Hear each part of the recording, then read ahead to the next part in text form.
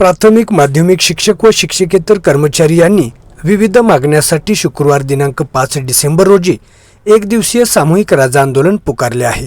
यामुळे रहिमतपूरच नव्हे तर महाराष्ट्रातील बहुसंख्य शाळा बंद आहेत। या आंदोलनाच्या माध्यमातून महाराष्ट्रातील सुमारे 35 संघटनांनी आपल्या मागण्या राज्य सरकारकडे मांडल्या आहेत। याबाबत रहिमतपूर येथील आदर्श विद्यालयाचे मुख्याध्यापक अनिल बोधे सर यांनी आपले मांडलेले रोखठोक विचार थेट जाणून घेऊया त्यांच्याकडूनच। नमस्कार, मी श्री अनिल बोधे, मुख्याध्यापक आदर्श विद्यालय रहिमतपूर, माय मराठी राज्य अध्यापक संघाचा सेक्रेटरी आणि विविध शैक्षणिक संघटनांमध्ये काम करणारा कार्यकर्ता। 5 डिसेंबर 2025 रोजी आज महाराष्ट्रामध्ये एक दिवसाचं शिक्षण क्षेत्रामध्ये सर्व शिक्षकेतर कर्मचारी, सर्व शिक्षकांनी काम बंद आंदोलन सामूहिक राजा काढून ठेवलेलं आहे। त्याच्या पाठीमागं शिक्षण क्षेत्रामधले शिक्षकांचे, शिक्षकेतर कर्मचाऱ्यांचे प्रश्न सुटावेत अशी अतिशय प्रामाणिक भावना सर्व शिक्षकांची आणि शिक्षकेतर कर्मचाऱ्यांची आहे। आणि त्यामुळं आजचं जे 5 डिसेंबर 2025 होणारं आंदोलन आहे त्याच्याबद्दलची अगोदरच माहिती प्रशासनाला 17 नोव्हेंबरला संघटनांनी दिलेली आहे। आणि राज्य मध्यवर्ती संघटनेनं देखील या आजच्या काम बंद आंदोलनाला पाठिंबा दिलेला आहे। त्याचबरोबर राज्य मुख्याध्यापक महामंडळ, जिल्हा मुख्याध्यापक संघ, त्याच्याबरोबर इतर आमच्या सगळ्या संघटना आणि संस्थाचालक संघटना देखील या विषयामध्ये आमच्यासोबत आहे। आणि त्या अनुषंगानं शिक्षकांना पुन्हा TET परीक्षा द्यायला लागू नये, त्यांच्यावर एक बंधनकारक काही अटी लादल्या जात आहेत, जाचक असे नियम त्यांच्यासाठी काही वेगळ्या प्रकारचे सतत निर्माण होत आहेत। संच मान्यता विशेषतः अतिशय कळीचा मुद्दा आहे की ज्या संच मान्यतेमुळं शिक्षकांची पदं धोक्यात आलेली आहेत, किंबहुना मराठी शाळा बंद पडण्याच्या मार्गावर आलेल्या आहेत। आणि त्यामुळं त्या संच मान्यतेचे निकष दुरुस्त करणं ही फार मोठी गोष्ट आहे। ज्या ज्या शिक्षण संस्था मोठ्या प्रमाणावरती कर्मवीर भाऊराव पाटील, त्यानंतर आपल्या बापूजी साळुंखे यांनी काढल्या, डॉक्टर पंजाबराव देशमुखांनी काढल्या, ग्रामीण भागातल्या अनेक प्रकारच्या लोकांनी, संस्था चालकांनी अतिशय परिश्रमातून ज्या संस्था उभा केल्या, त्या संस्थेमध्ये गोरगरिबांची मुलं शिकतायत पण आणि शिकवण्याचं पण काम करतायत। पण त्यांना न्याय देण्यासाठी त्या शाळा टिकवणं फार महत्त्वाचं आहे। त्या शाळा टिकवताना जशी गुणवत्ता महत्त्वाची आहे तसं त्या शिक्षकांची पदं टिकणं सुद्धा महत्त्वाचं आहे। आज शिक्षक संकटामध्ये का आले तर केवळ संच मान्यतेमध्ये वेगवेगळ्या प्रकारचे GR निघाले आणि त्या संच मान्यतेच्या पदांमध्ये अतिशय जाचक अशा प्रकारच्या अटी किंवा निकष लादण्यात आलेले आहेत की ज्याच्यामुळं ते शिक्षक त्या शाळेमध्ये पूर्ण वेळ काम करू शकणार नाहीत व्यवस्थितपणानं।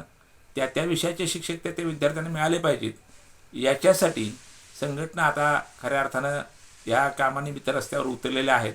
अतिशय शांततेच्या मार्गानं जिल्हाधिकाऱ्यांना आणि प्रशासनातल्या प्रमुखांना आमच्या संघटनांचे पदाधिकारी निवेदन देत आहेत। आणि हे निवेदन देत असताना त्या शिक्षकांना कुठल्याही प्रकारे चुकीचं काम ते करत नाहीत, प्रामाणिक भावनेनं आपले प्रश्न सुटावेत याच्यासाठी प्रयत्न करतायत। त्यांच्या बाजूने उभं राहणं हे आम्हा शिक्षकांचं, आम्हा शैक्षणिक क्षेत्रातल्या कार्यकर्त्यांचं कर्तव्य आहे। त्यामुळे रहिमतपूरमध्ये देखील सर्व शाळांच्या सर्व शिक्षकांनी सामूहिक रजेचे अर्ज देऊन रितसर आपल्या संस्था प्रमुखांच्याकडे, मुख्याध्यापकांच्याकडे रितसर अर्ज देऊन शिक्षणाधिकाऱ्यांना त्याची प्रत देण्यासाठी तयार ठेवलेली आहे। आणि त्याप्रमाणे व्यवस्थितपणानं, योग्य मार्गानं, शांततेच्या मार्गानं, चांगल्या मार्गानं शिक्षकांनी लोकशाहीमध्ये आपले प्रश्न मांडणं गरजेचं आहे। आणि त्याच्यासाठी आजचं आंदोलन आहे। शिक्षण क्षेत्र हे सगळ्या क्षेत्रांचं पायाभूत अशा प्रकारचं महत्त्वाचं क्षेत्र आहे। त्याच्याकडे दुर्लक्ष केलं तर त्या शिक्षकांना काम करताना उदासीनता येते की त्यांच्या नोकरीला संरक्षण मिळत नाही, त्यांना जुनी पेन्शन योजना लागू केली जात नाही, त्यांना ती TET परीक्षा पुन्हा 2 वेळा द्या अशा प्रकारचं एक प्रकारचा नकळत निर्देश दिला जातो आहे, किंवा चुकीच्या प्रकारची बंधनंसुद्धा त्यांच्यावरती लादली जात आहेत। आणि म्हणून शिकवण्याचं काम वर्गामधलं हे शिक्षकाचं खरं कर्तव्य आहे। म्हणजे चांगलं अध्यापन करणं, विद्यार्थ्यांच्यावरती चांगले संस्कार करणं, विद्यार्थ्यांना योग्य दिशा देऊन समाज घडवणं हे शिक्षकांचं आमचं मुख्य कार्य आहे। ते सोडून काय झालेलं आहे, भटक्या कुत्र्यांचा बंदोबस्त करा, त्याच्याबद्दल काहीतरी पत्र येते, गावामध्ये नवसाक्षर भारत अभियान राबवा, त्यांची मोजणी करा, दारोदारीचा अशी पत्र येतात। अशा अनेक गोष्टी आहेत शिक्षण क्षेत्रात की ज्या दैनंदिन कामकाजामध्ये सतत त्या मुख्याध्यापकांना, शिक्षकांना ज्याचा त्रास होतो। आणि शिक्षण विभागाकडनं सतत केवळ डाटा गोळा करणे, डेटा गोळा करायचा दिवसभर, म्हणजे डोकी उभी आडवी मोजायची अशा प्रकारचं काम दिलं जातं आणि अध्यापनाचं काम बाजूला राहतं। शिक्षण क्षेत्रातलं प्रायोरिटीचं महत्त्वाचं काम कुठलं आहे तर ते विद्यार्थी घडवण्याचं आहे ते बाजूला ठेवून इतर चुकीच्या गोष्टीमध्ये त्याला जास्त अडकवलं जातं. मोबाईलवरती प्रचंड प्रमाणामध्ये मेसेज येत असतात. त्याची दररोज उत्तर देऊन देऊन त्या मुख्याध्यापकांचे डोळे द्यायची वेळ आलेली आहे. म्हणजे अशी परिस्थिती निर्माण झालेली आहे. म्हणजे त्याचा अतिवापर करायला लागणं हे दुर्दैवानं कुठलंही ऑफलाईनाचा कागद काही पोस्टाने येतच नाही शाळांमध्ये. बहुतांश सगळं दररोज सकाळ दुपार संध्याकाळ रात्री झूम मिटिंग वेगवेगळ्या खात्यांच्या सारख्या सुरू असतात. 2-2 3-3 तास चालतात. मग दैनंदिन कामकाज आणि ते काही महत्त्वाच्या मिटिंग व्हायला पाहिजेत, तंत्रज्ञानाचा वापर केला पाहिजे, परंतु त्याचा मारा वाढलेला आहे.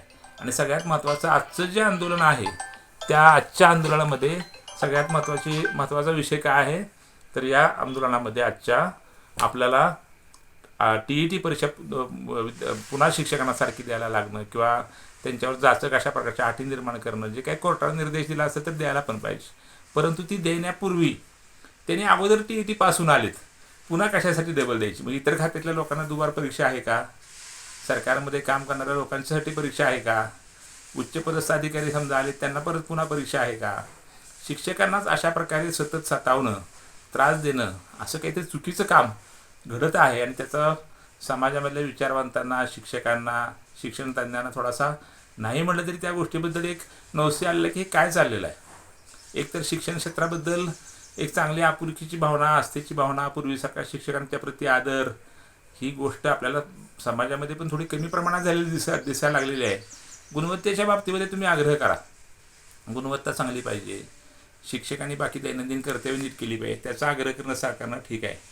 परंतु हे TETच्या बाबतीमध्ये पुनर्विचार करा असं जेव्हा संघटना सगळ्या म्हणतात, 1, 2, 3 नव्हे तर 35 संघटना म्हणतात, तेव्हा त्याचा गांभीर्याने विचार राज्यामध्ये काम करणाऱ्या लोकांनी केला पाहिजे. मला खात्री आहे की जे आपले महत्त्वाचे काही विचार करणारे नेते आहेत ते निश्चित ह्या गोष्टीची गंभीरपणाने दखल घेतील. शिक्षण क्षेत्रामध्ये काम करणारे अधिकारी पण आहेत. आम्ही पाहतोय की आम्हाला त्या शिक्षण क्षेत्रामध्ये काम करताना त्या शिक्षकांना त्या कोणत्या पद्धतीतून पुढे यावं लागतं. आणि म्हणून त्याच्यामध्ये पण थोडंसं अधिकाऱ्यांना सुद्धा सूचना वरिष्ठ पातळीवरून अशा आल्या पाहिजेत की रोज काहीतरी नवीन GR काढायचा, रोज नवीन काहीतरी माहिती मागवायची, रोज नवीन काहीतरी त्या शिक्षकांच्या पाठीमागं ससेमिरा लावायचा. म्हणजे शिक्षक हे या देशामधले गुरुजन म्हणून मानले जातात, पण त्या गुरुजनांचा अनादर करण्याचं काम अनेक वेळेला वेगवेगळ्या माध्यमातून घडत असतं. आपण पाहत असतो की जी महत्त्वाची कर्तव्य आहेत निवडणुकीची शिक्षक करतात, महत्त्वाचं काम आहे अध्यापनाचं ते करतात, परंतु तरीसुद्धा त्यांना अशा प्रकारे वेगवेगळ्या परीक्षा द्यायला लावणं, त्यांना वेगवेगळ्या प्रकारच्या निमित्ताने एखादा बंद करायचा म्हटलं तरी त्याच्यावर कडक कारवाई करू असे शब्द आता सर्व क्षेत्रातली माणसं बंद करतात, आंदोलनं करतात. शिक्षकांचं आंदोलन हे शांततेच्या मार्गानं असतं. आज आमच्या संघटनांनी राज्यामध्ये वेगवेगळ्या ठिकाणी जिल्हाधिकारी कार्यालयावरती जाऊन निवेदन देण्याचं काम केलेलं आहे. शिक्षक हे काही मोडतोड करणारे लोक नाही आहेत. शिक्षक हे ते काहीतरी समाजाचं स्वास्थ्य बिघडवणारी माणसं नाही आहेत. ती शांततेच्या मार्गानं, संयमाच्या मार्गानं आपले प्रश्न घेऊन जर जिल्हाधिकाऱ्यांच्याकडे जाणार असतील किंवा प्रशासनाकडे जाणार असतील तर उलट प्रशासनानं त्याचं स्वागत करायला पाहिजे. घडते उलट की वरून अशा प्रकारची पत्रं येत आहेत की तुमच्यावर शिस्तभंगाची कारवाई करू, तुमच्यावरती कडक कारवाई करू. तर आता हे एखाद्या दिवसाचं आंदोलन, सामूहिक रजेचं आंदोलन आपल्या रहमतपूरमध्ये शिक्षकांनी आम्ही सगळ्यांनी सामूहिक रजा काढलेली आहे. आता रजा सामूहिक काढून त्याचं प्रत आम्ही संस्थेच्या अध्यक्षांना, सेक्रेटरींना, शिक्षणाधिकाऱ्यांना सगळ्यांच्यासाठी तयार केलेली आहे. आणि प्रत्येक शिक्षकांनी त्या सामूहिक रजेच्या अर्ज देऊन मग रितसर विद्यार्थ्यांना त्याची पालकांना माहिती देऊन नंतर शाळा बंद ठेवलेली आहे. एक दिवसाचं आंदोलन करण्याचा तरी किमान शिक्षकाला लोकशाहीमध्ये हक्क असावा एवढं मला वाटतं. आणि त्यांच्या प्रश्नाकडे शासन निश्चितपणानं सहानुभूतीपूर्वक बघेल, विचारपूर्वक बघेल. अधिकाऱ्यांकडनं काही चुकीची पत्रं सारखी येणार नाहीत याच्याबद्दल पण दक्षता घेतली जाईल. कोर्टाचे न्यायालयाचे निर्णय असतील तर त्याला आम्ही बांधील आहोत, त्याचा आम्ही आदर करू.